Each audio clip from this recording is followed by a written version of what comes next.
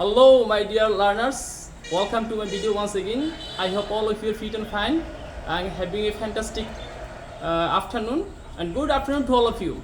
Today in this video, I'm going to teach you 4 basic preposition at, on, in, and by. So, who has time? Let's get started. আমি প্রথম কলামে লিখে রাখছি transportation. প্রথমে আমি শুরু করব অ্যাট দিয়ে। At doesn't have anything for transportation.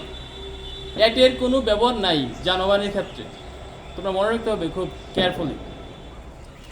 পরে আসো অন, মানে আমরা যখন বড় যানবাহন চিন্তা করি, যেমন বাস, ট্রেন, হ্যাঁ, ইউজুয়ালি বাসের ভিতরে বেশি জায়গা থাকে, কেমন অনেক মানুষ একসাথে সিটে বসে থাকে, এবং ট্রেনে ঠিক সেম কন্ডিশন, একটা কামরা অনেক লোক বসে থাকে। তো আমরা সবসময় এক্ষেত্রে অন ব্যবহার করবো, হ্যাঁ।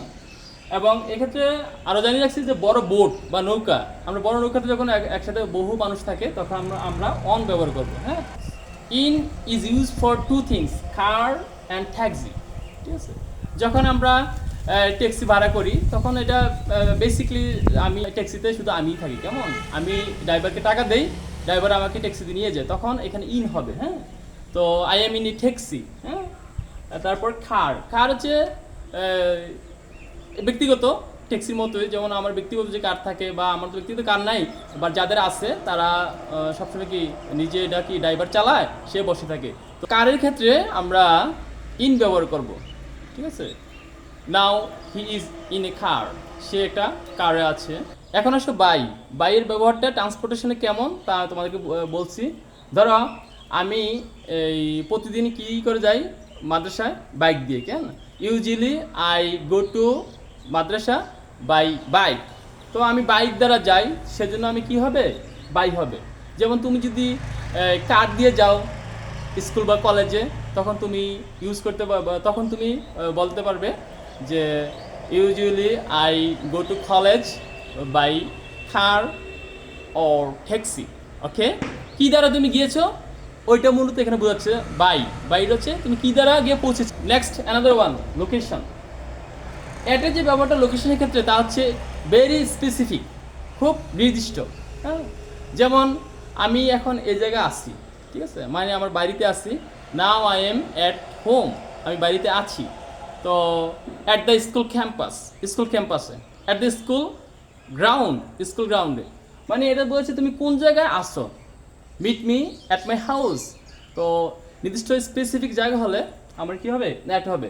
Every day my father sells fresh vegetable at the local market in our village. খুব সুন্দর না? তারপরে এসো অন, এখানে কী দেখাচ্ছে, এটা আমি একটা এরিয়া আঁকছি, তাই না।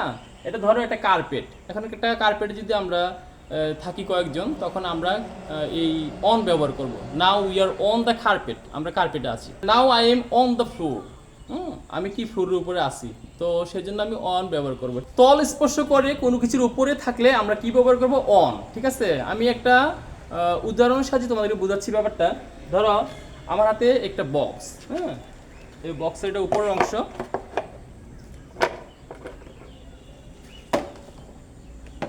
এবং আমার হাতে একটা রেড মার্কার, ঠিক আছে। I put this red marker on the box, মানে কি আমি বক্সের উপর রেড মার্কার রাখলাম, তো এটা তল স্পর্শকের আছে এবং উপরে আছে, সেজন্য আমার কি হবে, অন, ঠিক আছে, এই যে অন। এখন আসো ইনের ব্যবহার। লোকেশনের ক্ষেত্রে ইনের ব্যবহারটা হচ্ছে কোনো কিছুর ভিতরে অবস্থান করে থাকলে আমার কি হয়, ইনের ব্যবহার হয়। এখন আমি একটু উদাহরণ সাহায্যে তোমাদেরকে ইনের ব্যবহারটা আমি ক্লিয়ার করছি। ধরো এটা একটা বক্স, কেমন আমার হাতে কতটা মার্কার আছে, তাই না। এই যে here some marker in my fist.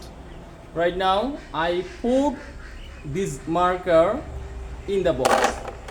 Now this marker in the box, মানে বক্সের ভিতরে মার্কারগুলো আছে, তাহলে ভিতরে লিখে দিব ইন। ধরো এখন আমার উপরে যে ছাদ আছে, আবার এই চারপাশে যদি আমার ওয়াল দ্বারা আচ্ছাদিত থাকতো, তাইলে আমি কি থাকতাম, আমি তখন আমি বলতে পারতাম নাও I M in the room, আমি রুমের ভিতরে। তো ইনের ব্যাপারটা ইজিলি তুমি বুঝতে পারছো আশা করি।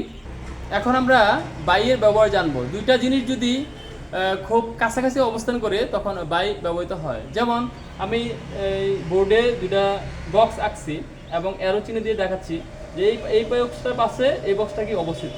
তো দে আর সো ক্লোজ, হ্যাঁ, তার খুব কাছাকাছি, ওর ক্লোজ টু ওর নিয়ার বলতে পারি।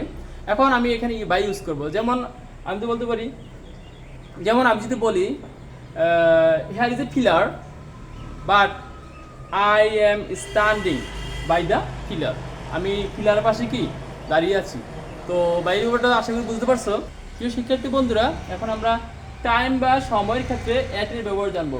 যদি আমি খুব স্পেসিফিক টাইম বিবেচনা করি, তাইলে আমি অ্যাট ব্যবহার করতে হবে। যেমন at 9:30 AM everyday I go to madrasa at 9:30 AM, ঠিক আছে, এটা আমার অভ্যাসগত একটা কাজ, বাট এটা কি আওয়ার প্লাস মিনিট আমি স্পেসিফিক করে বলছি।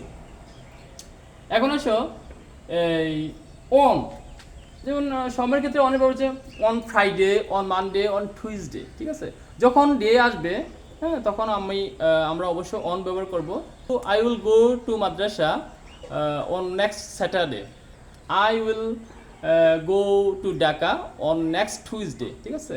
তো আমি যদি মানডে ফ্রাইডে যখন আসবে আমার বাক্যে, তখন আমরা কী ব্যবহার করব, দিনের আগে আমরা সবসময় অন ব্যবহার করবো, মনে থাকবে।